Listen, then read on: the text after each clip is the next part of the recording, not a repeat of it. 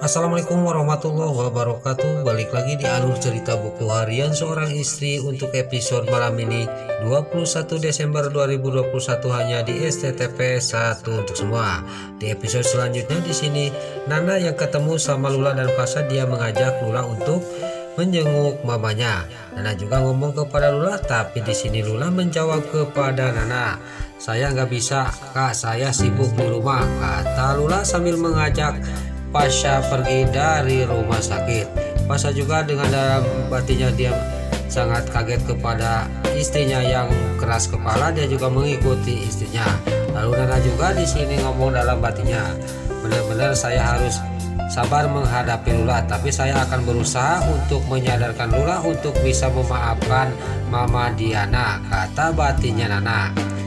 Lalu di sisi lain terlihat di rumahnya keluarga Deobana. Di sini si Broko Kloni yang ada di kamar, dia yang lagi menunggu istrinya Silvia yang lagi mengetes kehamilannya. Lalu di sini si Broko Kloni juga memanggil-manggil istrinya. Gak lama kemudian Silvia juga datang dari kamar mandi. Dia juga sambil dia mewek dan menghampiri si Broko Kloni. Lalu si Broko Kloni juga dan dia nanya kepada Silvia istrinya. Lalu Silvia juga dia mengasihkan tes pack itu kepada si Broko Kloni. "Lihat aja sama kamu sendiri, saya tidak mau melihatnya," kata si Silvia sambil dia mewek.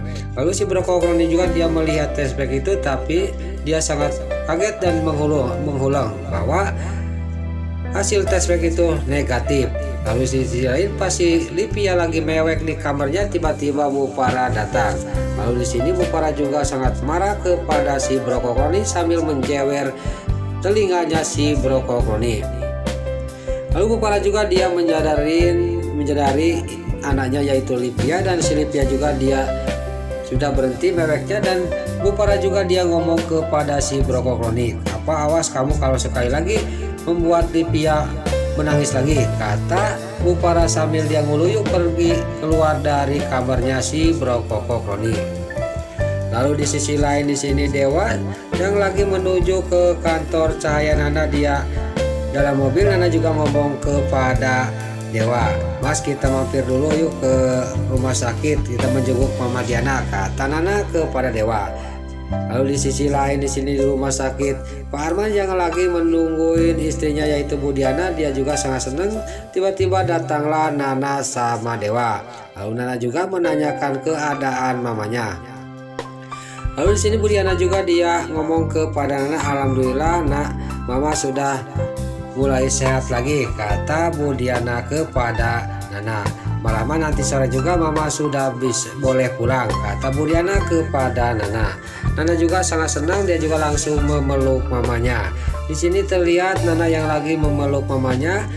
Terlihat Pak Arman juga dia sangat senang dan dia juga sangat gembira melihat istrinya sudah mulai pulih lagi. Lalu di sini kita pun akan dibikin senang karena Pak Arman sama Dewa sudah baikan. Lalu Nana juga gak lama kemudian dia juga pamitan kepada Pak Arman sama Bu Diana karena dia mau menuju ke kantor Cahaya Nana. Dia juga akan melangsungkan meeting, yaitu dia akan bikin kejutan Dewa yaitu ulang tahunnya Dewa. Singkat cerita, Dewa juga sama Nana juga di sini sudah pergi dari rumah sakit. Dia juga sampailah ke kantor Cahaya Nana. Dan di sini juga Pak Fajar juga dia lagi menunggu Nana. Di sini Nana juga dia pamitan kepada suaminya yaitu Dewa. Lalu Dewa juga langsung mengecup keningnya istrinya yaitu Nana, dan Nana juga berangkat dari kantor Cahaya Nana sama Pak Fajar. Lalu Pak Fajar sama Nana sudah berangkat. Di sini Dewa juga dia berdua sama Balia, dan Dewa juga ajak kepada Balia, kita mengikuti Nana sama Fajar," kata Dewa kepada Balia. Lalu Balia dalam batinnya dia karena sudah tahu bahwa Nana sama Pak Fajar itu lagi mengurusin acara ulang tahunnya Dewa untuk kejutan Dewa, dalam batinnya Balia. Lalu Balia juga dia ngomong kepada Dewa, "Untuk apa kita mengikuti Nana sama Pak Fajar? Kan saya sudah kasih tahu sama kamu Dewa," kata Balia kepada Dewa. Singkat cerita di sini Dewa juga kesal dan juga pergi dari hadapannya Balia sambil dia kukurutuk. Lalu di sisi lain di sini di dapur di kantor Cahaya Nana, di sini OB yang sudah menemukan gelangnya Pak Fajar, dia juga lagi teleponan sama istrinya. Karena gelang itu sudah dijual, dia tidak sadar bahwa di belakang ada yang memperhatikan dan mendengarkan. Tiada lain itu adalah Balia. Balia juga sangat kaget dan dia juga dalam batinnya dia ngomong, "Benar apa dugaan saya, dia itu sudah menemukan gelang itu," kata Balia sambil menghampiri OB itu. Lalu Balia juga langsung ngomong kepada OB itu, dan OB itu juga pas Balia dia ngomong kepada dia juga sangat kaget. Lalu dia juga mengelak tuduhannya Balia. "Saya tidak menemukan masalah gelang itu, saya bukan ngomongin masalah gelang itu kepada istri saya," kata OB itu.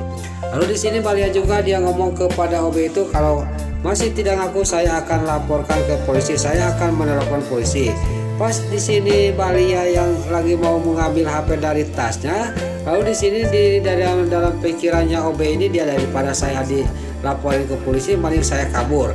Lalu OB itu juga langsung kabur dari hadapannya Balia. Lalu pas lari di luar, OB ini dia nggak sengaja, dia karena menengok terus ke belakang, tiba-tiba menabrak dua orang di sana. Lalu di sini Dewa yang lagi kukurutuk kesel sama Balia karena dia tidak mau diajak untuk mengikuti Pak Fajar sama Nana. Tiba-tiba dari belakang Balia berteriak kepada Dewa. Dewa juga yang lagi dekat mobilnya mau masuk ke mobilnya, dia juga sangat kaget dan melihat ke belakang. Balia lagi mengejar-ngejar orang. Lalu di sini juga Dewa juga dalam batinnya, "Ini pasti ada bahaya," kata Dewa. Lalu OB itu juga langsung ditangkap oleh Dewa. Di sini Dewa juga ngomong kepada Balia, "Ada apa ini?" Lalu Balia juga menceritakan semuanya kepada Dewa. Lalu terlihat OB ini juga dia dipaksa oleh Balia. Lalu gelang itu dijual kemana? Kata Balia kepada OB itu, dia sudah ngaku. Lalu OB ini juga menunjukkan ke suatu tempat, dan di sini Dewa juga sama Balia juga membawa OB ini yang mau nyuri gelangnya Balia, yaitu gelangnya Pak Fajar. Sampailah ke tempat penjualan. Lalu pas sampai ke tempat penjualan, di sini orang ini juga dia ngomongin sudah dibeli gelang itu, kata yang membeli gelang ini. Lalu Dewa juga dia ingat, dia langsung melihat CCTV. "Kamu sekarang ikut ke ruang CCTV, kita melihat CCTV itu," kata Dewa kepada pembeli gelangnya Pak Fajar. Lalu yang punya toko emas itu juga dia mengikuti Dewa ke ruang CCTV. Lalu singkat cerita sampailah ke ruang CCTV, dan di sini juga dibuka CCTV itu dan terlihat orang yang membeli gelang itu juga di sini ketemu, dan Dewa juga ngomong kepada Balia, "Itu memang benar, itu gelangnya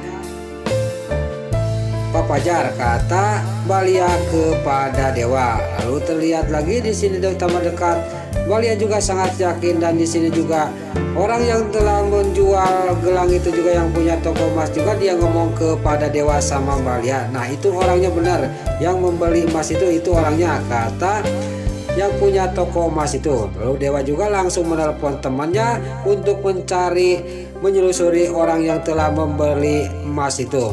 Singkat cerita di sini Dewa juga keluar dari ruangan CCTV itu, dan Dewa juga di sini pasti jalan, dia mau berangkat ke kantor dia, tiba-tiba dia menelepon dari temannya bahwa dia sudah mendapatkan dan sudah menemukan orang yang telah membeli gelang itu. Lalu di sini Dewa juga langsung masuk lagi ke kantor Cahaya Nana untuk menemui Balia. Lalu Balia juga pas ada Dewa masuk lagi ke kantor Cahaya Nana ke ruangan dia juga sangat marah kepada Dewa. "Kamu mau apa lagi ke sini Dewa?" kata Balia. Lalu Dewa juga dia menceritakan semuanya kepada Balia bahwa yang telah membeli gelangnya Pak Fajar sudah tahu tempatnya. Balia juga di sini sangat senang, dan Balia juga tidak sadar dia langsung menggabruk Dewa dan langsung memeluk Dewa. Saking senangnya dia karena gelang yang membeli gelang itu sudah diketemukan alamatnya. Dewa juga sangat kaget. Pas lagi dipeluk Dewa sama Balia, tiba-tiba datanglah Pak Fajar sama Nana. Nah, itulah alur cerita buku harian seorang istri untuk episode malam ini 21 Desember 2021 hanya di SCTP 1 untuk semua. Sebelum pamit, yuk kita doakan para pemain dan kru BHSI semoga diberi kesehatan, dan juga kita doakan sinetron buku harian seorang istri semoga bertengger terus di rating nomor 1, amin. Dan juga sebelum pamit, bagi dulur-dulur, mama, tante-tante, bunda-bunda dimanapun Anda berada yang baru bergabung dengan channel ini, jangan lupa tekan tombol like, komennya, dan subscribe-nya. Dan jangan lupa nyalakan lonceng notifikasinya juga ya guys. Sebelum Mimin pamit, Mimin mohon maaf kalau ada salah-salah kata dan kata-kata Mimin barelo loba di soledad karena Mimin tos ngabuda. Mimin mohon maaf. Sekarang Mimin pamit. Wassalamualaikum warahmatullahi wabarakatuh. Salam sehat selalu dimanapun Anda berada. Terima kasih.